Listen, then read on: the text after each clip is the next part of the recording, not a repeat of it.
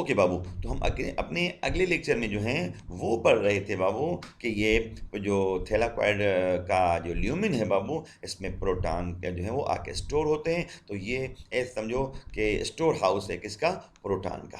यहाँ से प्रोटॉन आते कहाँ से, एक तो वाटर टूटता है तो ये प्रोटॉन रिलीज होते हैं और यहाँ पे स्टोर होते हैं।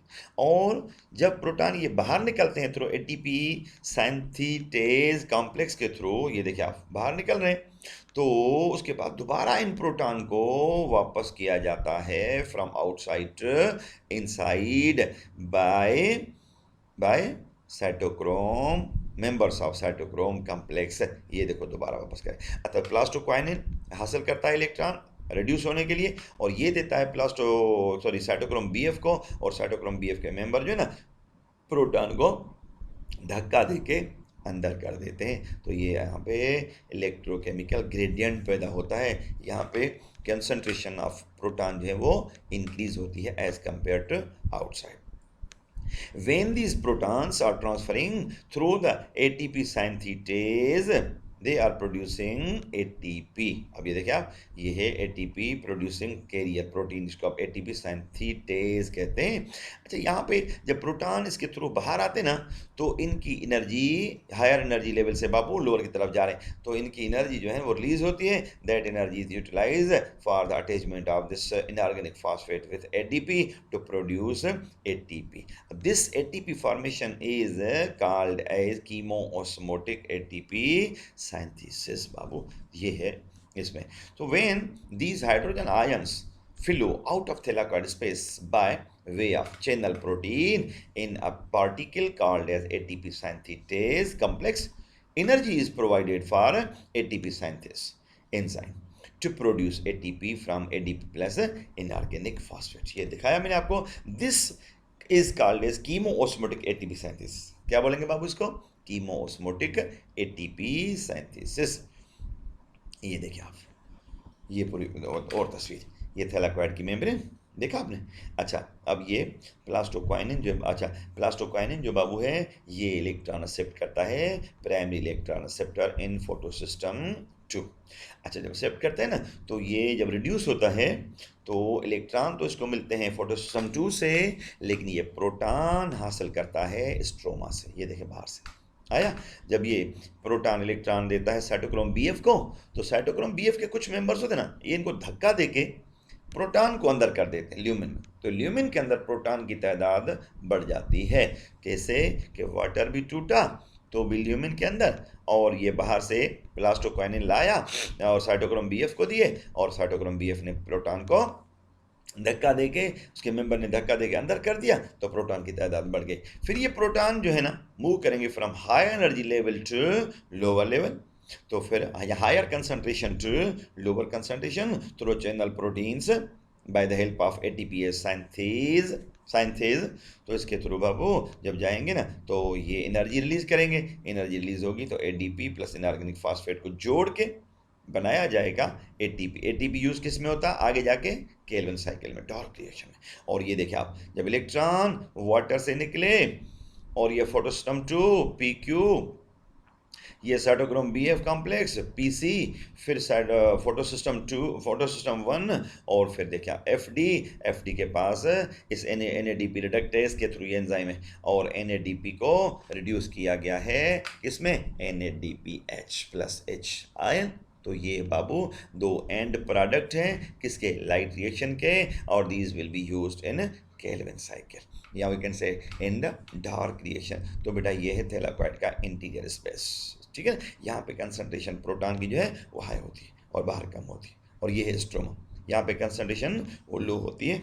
चलो आगे देखते हैं, ये तस्वीर देखें, ये फिर और इसको करीब किया, तो ये थैलाकोइड की मेम्ब्रेन, ठीक है, ये ल्यूमिन और ये स्ट्रोमा। ये देखो प्लास्टोक्वाइनिन ला रहा है, ये ला रहा है प्रोटॉन, तो ये रिड्यूस हो गया PQH2 में, ये PQH2 में रिड्यूस हो गया, ठीक है। जब ये वापस करेगा तो ये दोबारा ऑक्सीडाइज हो जाएगा।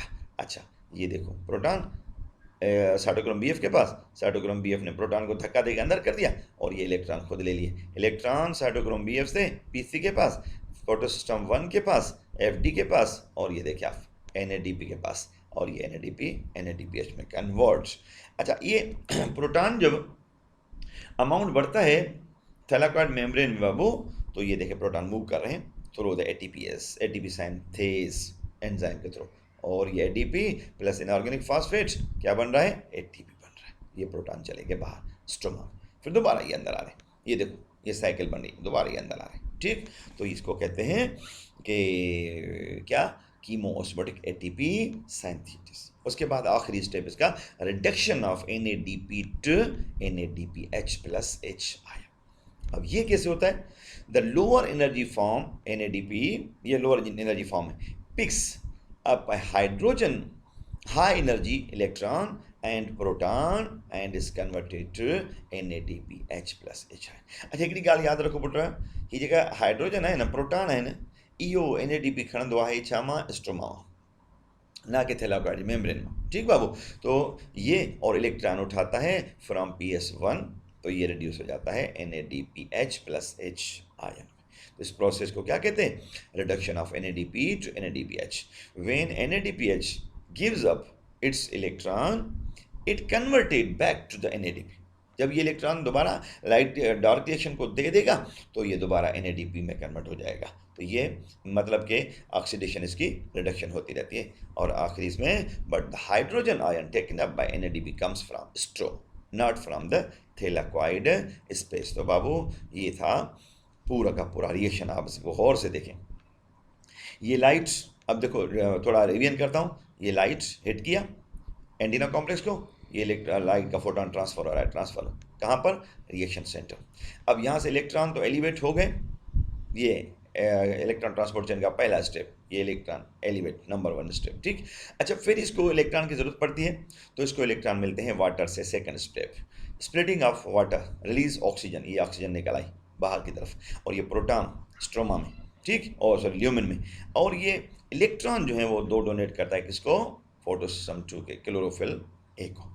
अच्छा फिर ये प्राइमरी इलेक्ट्रॉन रिसेप्टर एक्सेप्ट करता है, जिसको फियोफाइटिन कहते हैं। फियोफाइटिन देता है इलेक्ट्रॉन PQ को, PQ देता है इलेक्ट्रॉन साइटोक्रोम BF कॉम्प्लेक्स को, साइटोक्रोम BF इलेक्ट्रॉन देता है PC को, और PC कहाँ करता है, पहले देखिए आप, यहाँ पे लाइट ने इसको हिट किया तो ये फोटोसिस्टम 1 को भी हिट करेगी। अब ये देखें फोटोन ट्रांसपोर्ट PS1 के क्लोरो रिएक्शन सेंटर में। तो यहाँ से इलेक्ट्रॉन की एलिवेशन स्टेप नंबर 5 में, ठीक है, ये जो इलेक्ट्रॉन की एलिवेशन हो रही है तो इसको ज़रूरत पड़ेगी।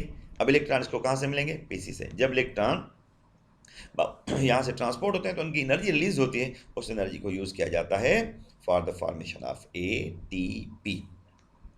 अच्छा फिर ये इलेक्ट्रॉन ट्रांसपोर्ट होते हैं ट्रांसपोर्ट चेन के थ्रू 6 स्टेप में, from primary electron receptor of PS1 to FD के पास NADP रिडक्टेज के थ्रू NADP को मिलते हैं। NADP प्रोटॉन उठाती है स्ट्रोमा से, इलेक्ट्रॉन उठाती है बाबू कहाँ से, FD से, और ये रिड्यूस हो गए NADPH प्लस H। तो ये that was all process, whole process of light reaction. ये जब उसको Z स्कीम भी कहते हैं, ये Z की तरह है, उसको Z स्कीम भी कहा जाता है। तो that was all about light reaction of photosynthesis. इंशाल्लाह ताला हम अपने अगले लेक्चर में पढ़ेंगे डार्क रिएक्शन को। अगर कोई बात समझ में ना आई हो तो बेटा आप क्वेश्चन करके पूछ सकते हैं। अल्लाह हाफिज़।